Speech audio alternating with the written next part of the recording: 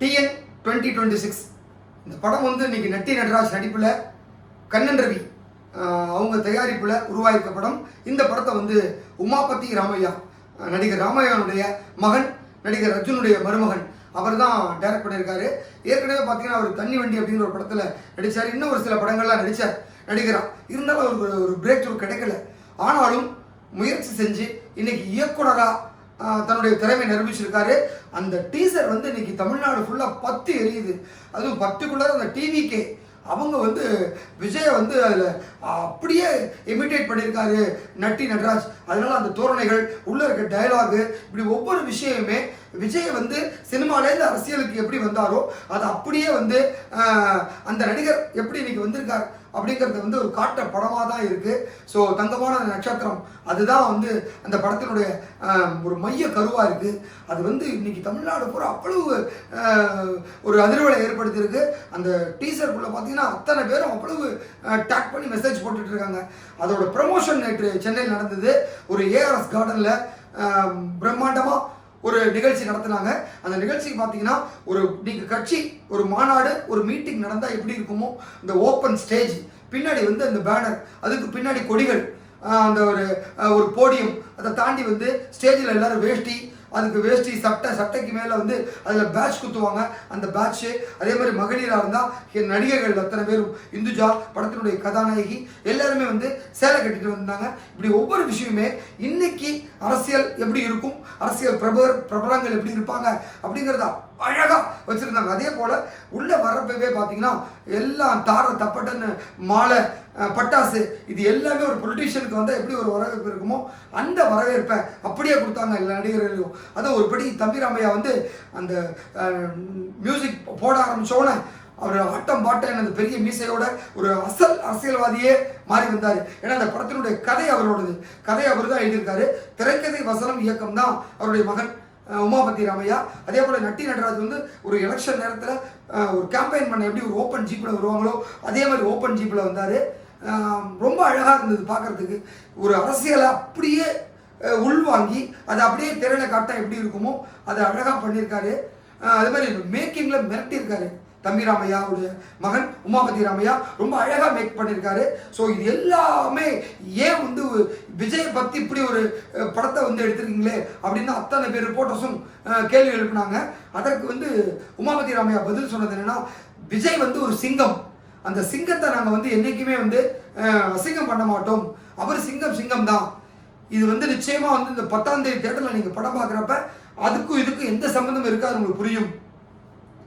எனக்கு வந்து விஜயை பார்த்து தான் நடனமே ஆட ஆரம்பித்தேன், விஜயை பார்த்து தான் சினிமாவுக்கே வந்தேன், நான் எப்படி அவருக்கு இந்த மாதிரியான ஒரு அவப்பேரை ஏற்படுத்துவேன், இது வந்து படத்தில் இதுக்கான ஒரு விஷயம் இருக்குது, அது பார்க்குறப்ப உங்களுக்கு தெரியும் அப்படிங்கிற மாதிரி அவர் சொல்லிட்டார்.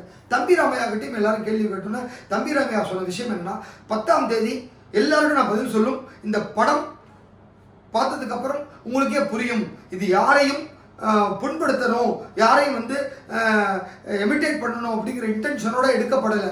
இது வந்து இந்த இதுக்கு தேவையாக இருந்ததுனால நாங்கள் அதை உள்ளே வச்சுருக்கோம். நிச்சயமாக விஜய்க்கு இந்த படம் மூலிமா எந்த ஒரு அவமரியாதையும் நடக்காது அப்படின்னு ஹீரோ நட்டி நடராஜும் தம்பி ராமையா 2 பேருமே சொல்லியிருக்காங்க. அந்த படத்தில் நடிச்சிருக்க இளவரசு ஆகட்டும், அது எம்எஸ் பாஸ்கர் ஆகட்டும், எல்லாருமே வந்து சொன்னது என்னன்னா, நிச்சயம் விஜய் வந்து இன்னைக்கு வந்து சினிமாவிலேருந்து ஒரு மிகப்பெரிய இடத்துக்கு போய் உட்காந்துருக்காங்க. இன்னைக்கு வந்து ஒரு தனி கட்சி தொடங்கி தமிழக வெற்றி கழகம் அப்படிங்கிற கட்சியின் மூலியமா இன்னைக்கு 234 தொகுதிகளிலையும் வேட்பாளர் நிறுத்தி ஒரு சூறாவளி சுற்றுப்பயணம் பண்ணி பிரச்சாரம் பண்ணிட்டு இருக்காரு. அவருடைய லெவலே வேற. இது வந்து ஒரு ஃபேண்டசியான உலகத்தில் ஒரு அரசியல் நடந்தால் எப்படி இருக்கும் அப்படிங்கிறது அந்த படத்தினுடைய ஒன்லைன் ஸ்டோரி. அதை தான் வந்து இந்த மாதிரியான விஷயங்கள்லாம் உள்ளே கொண்டு வந்து ஒரு ரசிக்கும்படியாக 2 மணி நேரம் 5 நிமிஷம் படம் மனதை விட்டு சிரிக்கக்கூடிய அளவில் தான் இருக்கும். ஸோ உள்ளே போன உடனே வெளில வர வரைக்கும் சிரிப்பை மட்டும்தான் நீங்கள் பார்க்க முடியும், அதுக்கு நான் உத்தரவாதம் அப்படின்னு தம்பி ராமையா சொல்லியிருக்காரு. ஸோ இந்த படத்தினுடைய தயாரிப்பாளர் கண்ணன் ரவி துபாயில் இருக்க ஒரு மிகப்பெரிய தொழிலதிபர். அவருடைய முந்தைய படங்கள், முதல் 2 படங்கள் சுமாராக இருந்தாலும் தம்பி தலைவர் தலைமையில் அந்த டிடிடி படம் வந்து ஒரு மிகப்பெரிய ஹிட்டு. ஸோ அது வந்து பொலிட்டிக்கல் பொலிட்டிக்கல் பேக்ட்ராப்பில் இருக்கக்கூடிய ஒரு படம் தான். ஸோ அது ஹிட் அப்படிங்கிறதுனால இந்த படமும் பொலிட்டிக்கலை பேக்ட்ராப் வச்சே பண்ணியிருக்காங்க. அந்த சென்டிமெண்ட் இதுலேயும் ஒர்க் அவுட் ஆகும் அப்படிங்கிற மாதிரி பட தயாரிப்பு மற்றும் படக்குழுவினர் சொல்கிறாங்க. அதற்கு ஏற்றாற்போல் தான் எல்லாமே இதில் பார்த்து பார்த்து பண்ணியிருக்காரு.